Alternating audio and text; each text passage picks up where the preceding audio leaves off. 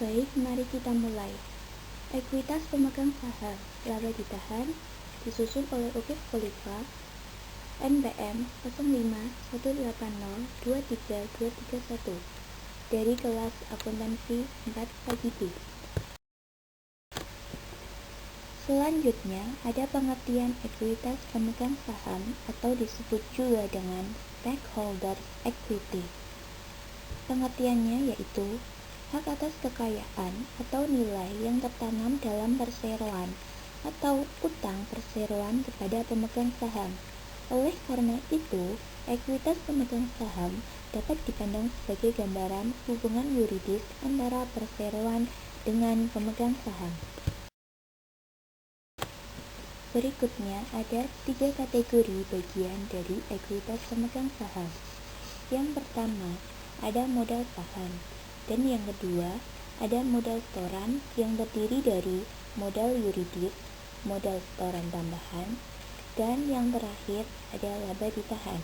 Laba ditahan terdiri dari berbagai aspek seperti laba atau rugi, dividen, rekapitalisasi, defisit, koreksi, dan perubahan ekuitas.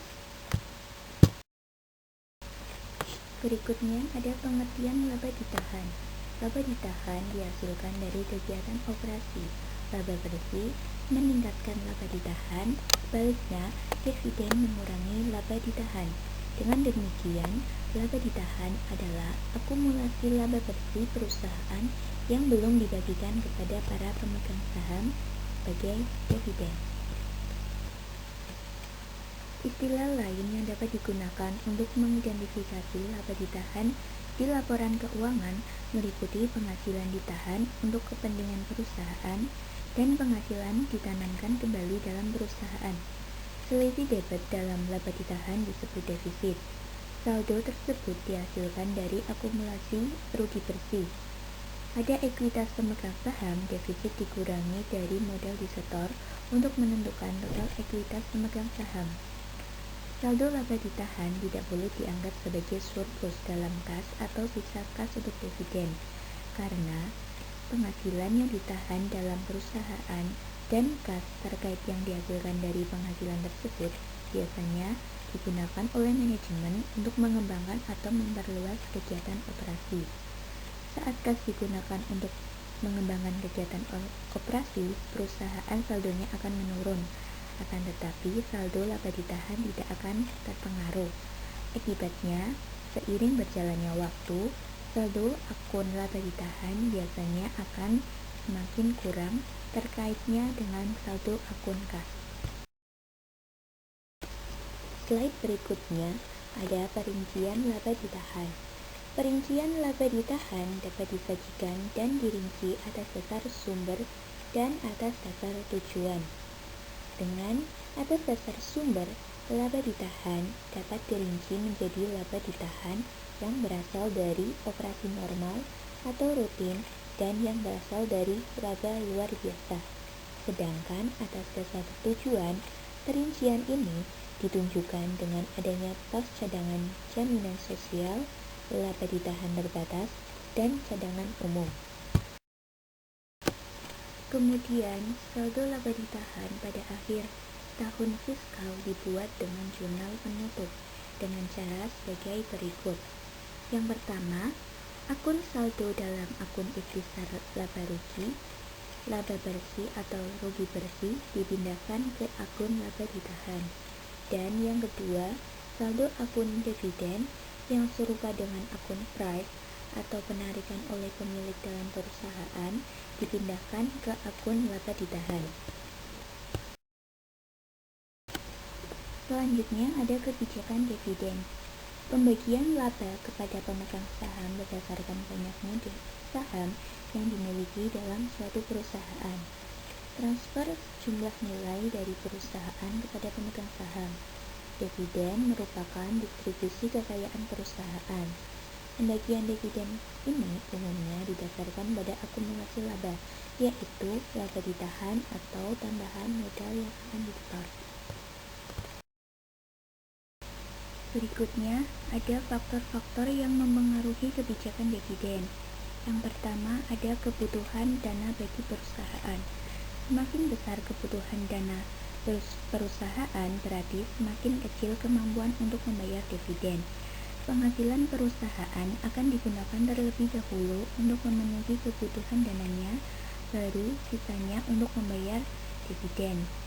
Yang kedua ada likuiditas perusahaan. Salah satu pertimbangan utama dalam kebijakan dividen, karena dividen merupakan arus kas keluar. Maka semakin besar jumlah kas yang tersedia dan likuiditas perusahaan, semakin besar pula kemampuan untuk membayar dividen. Berikutnya yang ketiga ada kemampuan untuk meminjam. Apabila perusahaan mempunyai kemampuan yang tinggi untuk mendapatkan pinjaman, hal ini juga merupakan visibilitas keuangan yang tinggi sehingga kemampuan untuk membayar dividen juga tinggi. Selanjutnya ada jenis-jenis dividen. Jenis-jenis dividen ini dibagi menjadi 5 kelompok. Yang pertama ada dividen kas atau tunai. Dividen ini yang paling umum dibagikan oleh PT dalam bentuk kas. Adapun yang harus diperhatikan oleh pimpinan sebelum membuat pengumuman adanya dividen kas adalah apakah jumlah uang kas yang ada mencukupi untuk pembagian dividen tersebut. Kedua ada dividen aktiva selain kas. Dividen ini juga dibagikan dalam bentuk aktiva selain kas yang disebut dengan istilah properti dividen. Aktiva ini dibagikan dalam bentuk surat-surat berharga perusahaan lain yang dimiliki PT, barang dagang, atau aktiva-aktiva lain. Selanjutnya ada dividen utang atau scrip dividen. Dividen utang timbul apabila laba ditahan itu saldonya mencukupi untuk pembagian dividen, tetapi saldo kas yang ada tidak mencukupi. Yang keempat ada dividen likuidasi. Dividen yang sebagian merupakan modal bukan dari laba yang dicatat dengan mendebet rekening pengembalian modal dalam neraca dilaporkan sebagai pengurang modal saham. Yang kelima ada dividen saham, adalah pembagian tambahan saham tanpa dipungut pembayaran kepada para pemegang saham dibanding dengan saham-saham yang dimilikinya. Selanjutnya ada jenis-jenis saham. Jenis-jenis saham ini dibagi menjadi 2 macam. Yang pertama ada saham biasa yang disebut juga dengan common stock, yaitu saham yang beredar saat perusahaan mengeluarkan satu jenis saham saja. Dalam hal ini, setiap saham biasa memiliki hak yang setara. Dan yang kedua ada saham preference atau preference stock, yaitu jenis saham dengan hak istimewa di atas saham biasa. Contohnya, keistimewaan untuk memperoleh dividen lebih dahulu. Tujuan diterbitkannya jenis saham preference adalah untuk menarik pasar investasi yang lebih luas. Hak untuk memperoleh dividen untuk jenis saham preference biasanya dinyatakan dalam istilah moneter atau sebagai persentase atas nilai nominal. Berikutnya ada cara menghitung laba ditahan perusahaan. Caranya ada 6 langkah. Yang pertama yaitu kumpulkan data yang diperlukan dari laporan keuangan perusahaan. Setiap perusahaan diharuskan untuk melakukan dokumentasi atas riwayat keuangan secara resmi.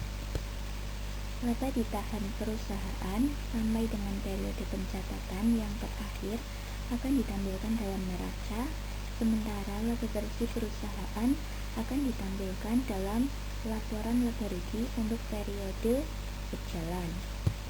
Langkah yang kedua yaitu jika tidak mempunyai informasi laba bersih, mulailah dengan menghitung laba kotor. Jika tidak bisa mengakses nilai laba bersih secara pasti, kita bisa menggunakan laba bersih dari sebuah bisnis dengan menghitung secara manual melalui proses yang sedikit lebih panjang, yaitu mulailah dengan menghitung laba kotor perusahaan. Laba kotor adalah sebuah angka yang dihasilkan dari laporan laba rugi dan dihitung dengan cara mengurangi uang dari hasil penjualan dengan harga pokok penjualan. Langkah yang ketiga yaitu hitung laba operasi dan laba bersih sebelum pajak. Laba operasi mencerminkan laba perusahaan setelah membayar biaya-biaya penjualan dan biaya-biaya operasi seperti upah yang sudah dibayar. Untuk menghitung laba operasi ini, kurangi laba kotor dengan biaya-biaya operasi perusahaan atau tidak termasuk harga pokok penjualan. Langkah keempat yaitu hitung laba bersih setelah pajak. Untuk menghitung laba bersih sebelum pajak, kurangi laba bersih perusahaan dengan bunga depresi, amortisasi. Depresi dan amortisasi yaitu penyesuaian dari nilai aktiva berwujud atau tidak berwujud selama masa ekonomisnya. Hal ini dicatat sebagai biaya dalam operasi laba rugi. Biaya terakhir yang harus kita perhitungkan adalah pajak. Untuk menghitung laba bersih setelah pajak, pertama-tama kalikan tarif pajak perusahaan dengan laba bersih sebelum pajak. Selanjutnya, untuk menghitung laba bersih setelah pajak, kurangi angka hasil perkalian ini dari angka laba bersih sebelum pajak.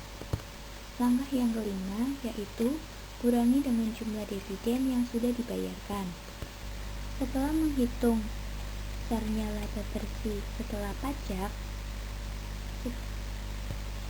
kemudian seluruh biaya yang menjadi kewajiban kita mempunyai sebuah angka yang harus kita gunakan untuk menghitung besarnya laba ditahan selama periode pembukuan berjalan.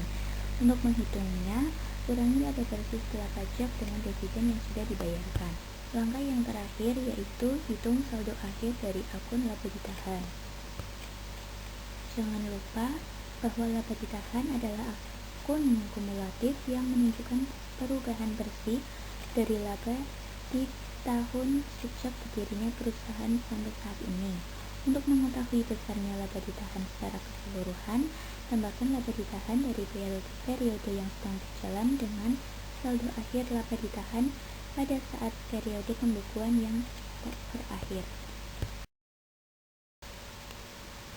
Untuk mempermudah pemahaman kita mengenai materi laba ditahan, berikut ada satu contoh soal. Soalnya yaitu dilakukan penarikan saham treasury sebanyak 3.000 lembar dengan harga Rp3.000. Saham treasury ini dijual sebanyak 500 lembar dengan harga Rp2.000. Perusahaan menggunakan metode biaya sebagai dasar pengasuhan saham treasury. Kemudian saya akan menjawab jurnalnya yaitu saham treasury debit sebesar Rp9 juta diperoleh dari 3.000 lembar kali Rp3.000 dan kredit kas sebesar 9 juta.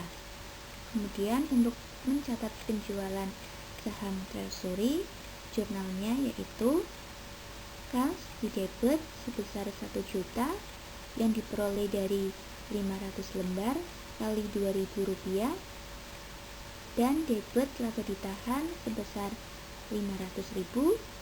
Kreditnya itu saham treasury sebesar 1.500.000 yang diperoleh dari 500 lembar kali Rp3.000.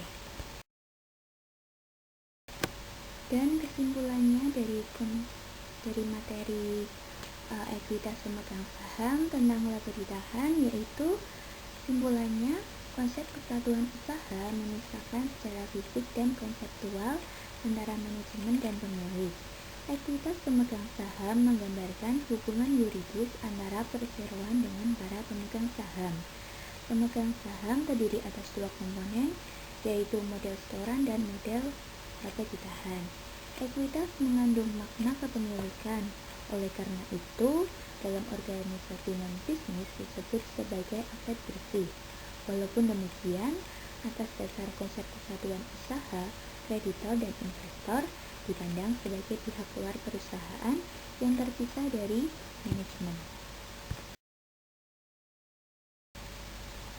Dan yang terakhir, terima kasih saya ucapkan sudah melihat video presentasi tentang ekuitas pemegang saham, yaitu laba ditahan, dan mohon maaf apabila ada kekurangan yang belum bisa dipahami dari materi yang saya sampaikan, dan mohon maaf pula apabila ada sedikit suara yang kurang begitu jelas.